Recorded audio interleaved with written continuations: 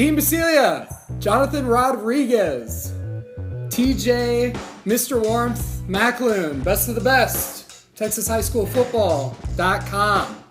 Last Friday's game of the week, Lake Travis blew out Westlake 49-7. Chaps scored in garbage time to avoid their first shutout since 1978. What are the takeaways for this game? Dean, go ahead. The floor is yours, sir. Just something about Lake Travis that Westlake can't get over. It kind of reminds me of the Rangers and the Astros. You know, like it's just something about that team that Westlake can't get over Lake Travis. And I don't think, even with Sam Ellinger in, I don't think it would have mattered. With him getting hurt, you don't have Matthew Jens available, who went 3-1 in a stretch that Sam Ellinger wasn't there. And so if you don't have a viable backup option and you have to go with the sophomore Taylor Anderson, then of course that's just going to create the separate power balance between Lake Travis and Austin Westlake. And then also Nakia Watson not being available. He counts for 789 rushing yards, 12 touchdowns on the season. I mean, you just have too many weapons on offense this season for you to even make it a competitive game. Let me backtrack here to what was just said by Dean. As we all said on last week's show that Lake Travis would steamroll over Westlake. No. Two of the three of us said that, and one is not you. First off, Lake Travis was said by yours truly that they would go over Westlake in an easy manner just because if you shut down Sam, this whole team just goes to nothing. And yes, he did hurt his thumb and he's out for the year now, so I guess that helped in shutting him down. But I saw this coming in. Lake Travis, they had a great passing attack that they've demonstrated throughout this entire year, and it continued on this week. And it's going to help in propelling them to a state title run going forward.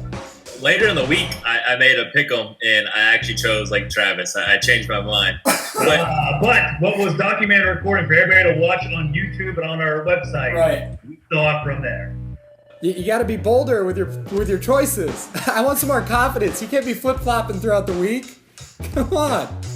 Yeah, and you got to account for that Brewer combination with Charlie and Katie. That's just a ridiculous 1-2 punch around the high school nation. That's the biggest 1-2 punch since, I don't know, maybe Mike Tyson back in his heyday. How does this affect the Region 4 landscape for the playoffs moving forward? It's like the Cleveland Browns going to Charlie Whitehurst right now. Their season's over.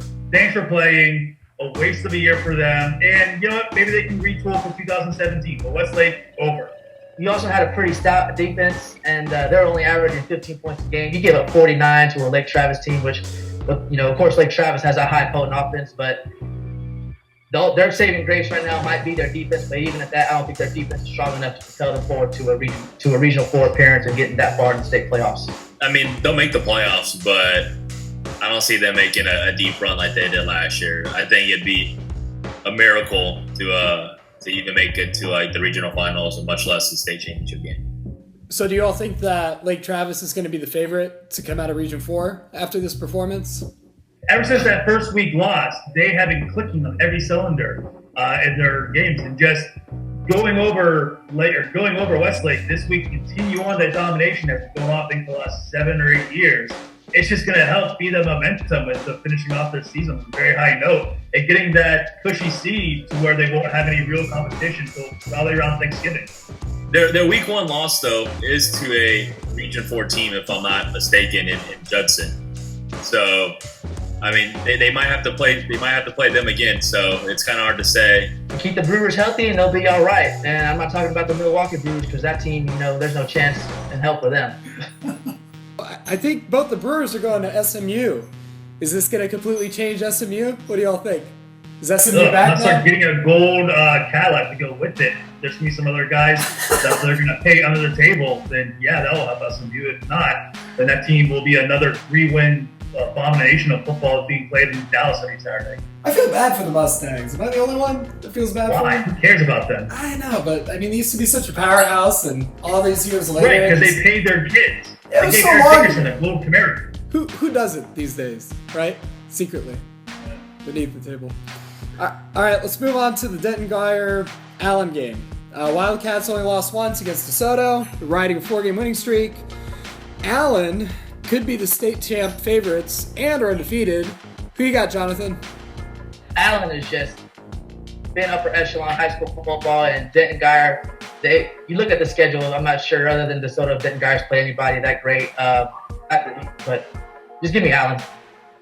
Allen as well. They've outscored their opponents by almost 200 points this year. A nice little 280 to 88 differential between for and against. With that level of just dominance through their 6 games this year, it's very hard to pick against them. Allen really hasn't played anybody tough besides Hoover. That was their closest game of the year. Neither has Guyer besides DeSoto, and they got ran over by that train. 51-17. I mean, a third of their points given up this year is from that DeSoto game. Moving on to college. What was the biggest Texas college storyline last week?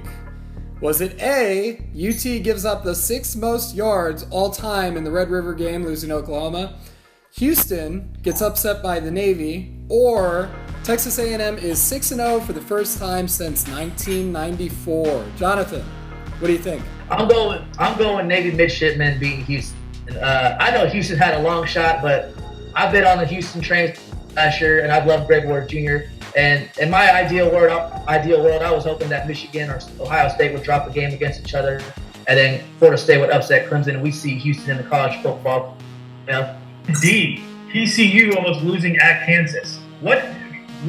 How does this Horned Frogs team go from potential college football playoff at the Big 12 and even a Big 12 champion to almost losing at Kansas? It baffles me how much a team can be so high, the start of the season, and now sink to the level of we're barely escaping a loss at the hands of a Kansas Jayhawk team, which I don't think has won a Big 12 game since 2010, 11, 12. I'm not even sure when they even have finished the season even with 2 wins. Injuries. That's my excuse. Injuries. It's basically playing like Rutgers. Yeah. Moving on from that one, Dean, go ahead. I think Tom Herman's going to be looking for houses in Austin pretty soon now. I mean, before the confetti stops falling when they win their bowl game, he'll get his bowl win bonus check and then fly back to Houston. He'll just fly right back to Austin. Neither Houston, nor Austin, nor Baton Rouge, nor South Bend will Tom Herman go. He's going to Jacksonville, Florida.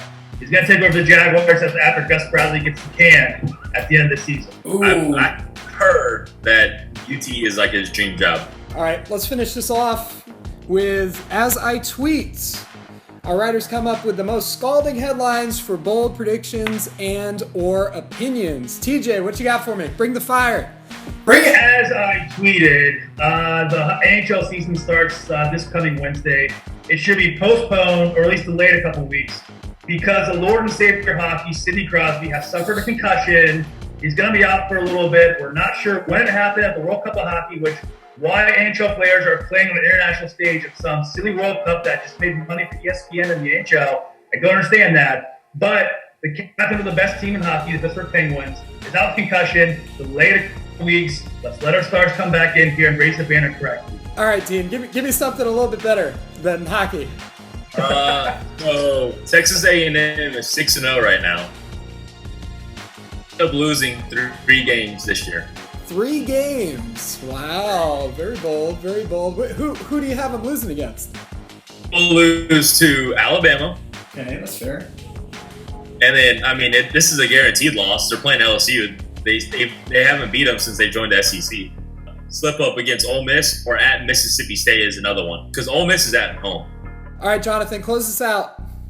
All right, I guess for the segment, I got 2 parts. Okay, go ahead. Charleston Rambo is going to end up going to TCU and create a 2-way Heisman race between 2 freshmen and Sean Robinson and Charleston Rambo come next year. 2-way freshman Heisman race. Second part, if Tom Herman doesn't go to Baton Rouge, then Baton Rouge is going to go on and head on over to SC LSU, their cousin school, and get Farmer Fran from the Waterboy to be their head coach. I do like that possible Charleston Rambo and Robinson combination for Love TCU. it too, and I'll definitely pay the high-priced tickets that it gets every year. Because I remember back when I was younger, growing up, they were giving away TCU tickets at Chinese restaurants. They probably still are. Yeah.